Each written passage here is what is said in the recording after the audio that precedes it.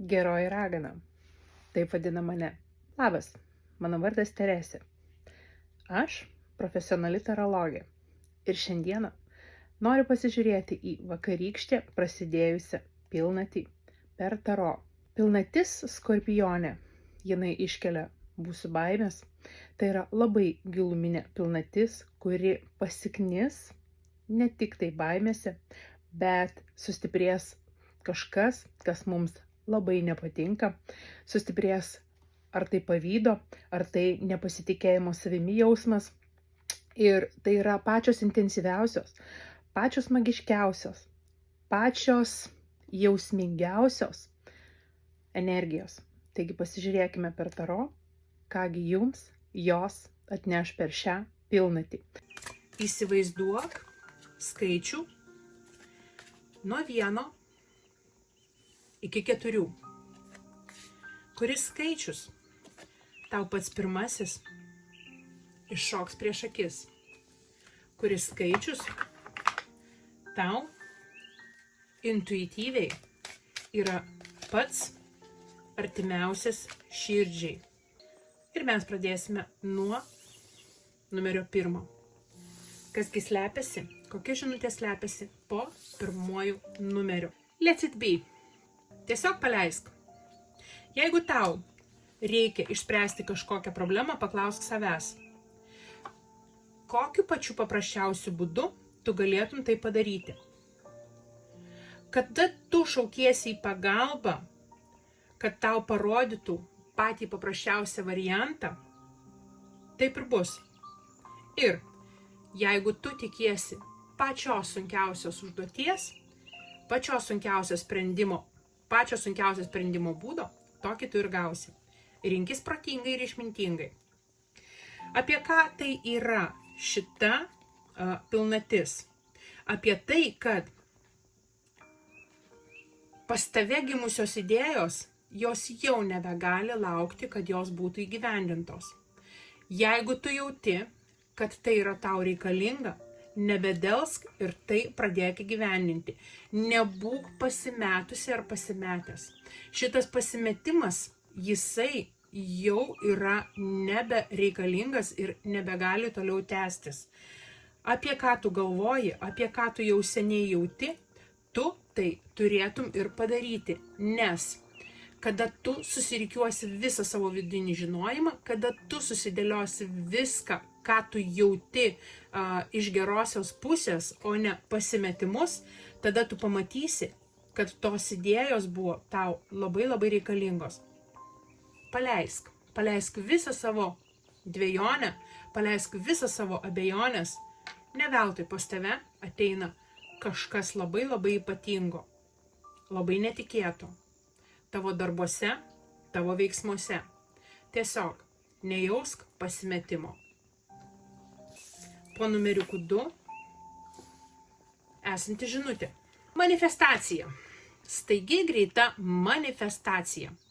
Jeigu siela ir protas dirba kartu, kurdami svajonę širdyje, tada vadinasi, tu neturi ko prarasti. Tu neši tą savo svajonę. Tavo intencija, tavo norai yra labai labai aiškus ir labai tikslingi. Bet būk pasiruošusi priimti. Nes jeigu tu neturi pasiruošimo to priimti, vadinasi šitie norai, jie nukeliauja kažkur toli. Ne veltui apie šitos norus ir kalba.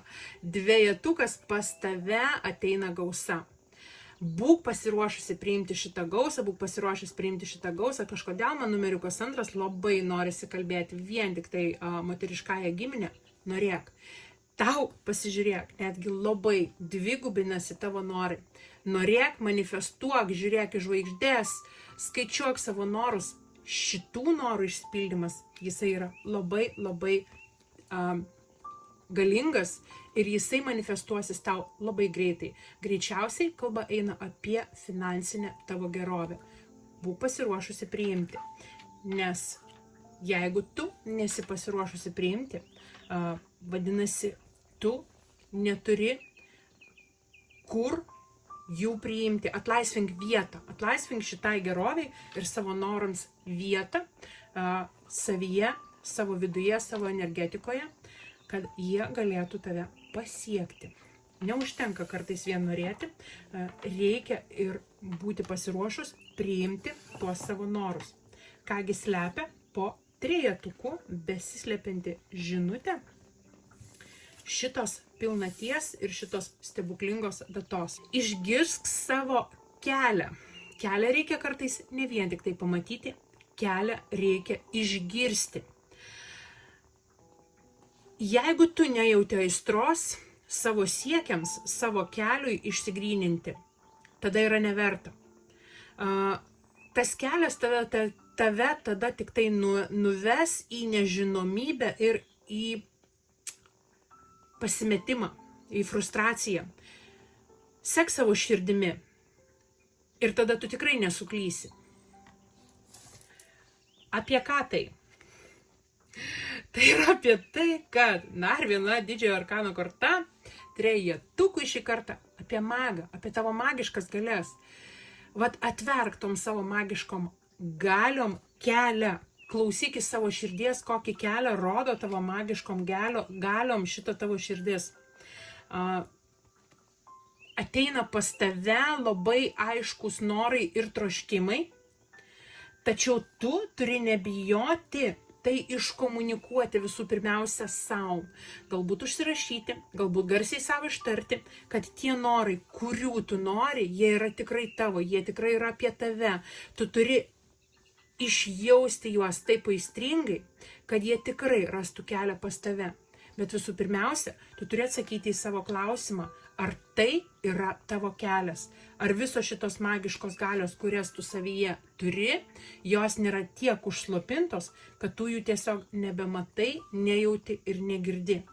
Savo kelią tu turi ne vien tik tai pamatyti, tu jį turi išjausti ir išgirsti su aistra. Ketvertukas. Apie ką yra ketvertukas? Siek laimės. Niekada neatsiprašinėk už tai, kas tau suteikia laimę, pasitenkinimą. Tik tai tu supranti ir tik tu gali suprasti, kur tu priklausai ir kur yra tavo saugi vieta, kur tu jauti laimę ir pasitenkinimą. Sek tuo, nenukrypk į šalį. Ir trumpa žinutė. Neatsimenu vienetukai buvo ar ne, bet kalba apie ką? Kalba apie netikėtumus tavo finansinėje srityje.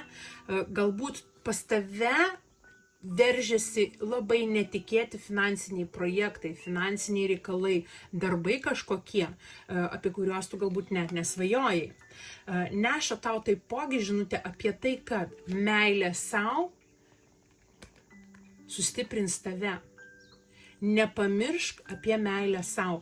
Galbūt šitas kažkoks netikėtas pasiūlymas veikloje, darbuose, finansuose tiesiog tau parodys, kad meilė sau yra labai labai svarbu, jeigu tu nori jausti ir turėti stiprybės su tais darbais susitvarkyti. Tik tai turėdama vidinę drąsą, stiprybę, optimizmą ir pasitikėjimą savimi, tu galėsi su šitomis užduotimis susitvarkyti. Taigi tokia trumpa šitos pilnaties, labai stebuklingos pilnaties žinutė jums ir tau kiekvienam asmeniškai.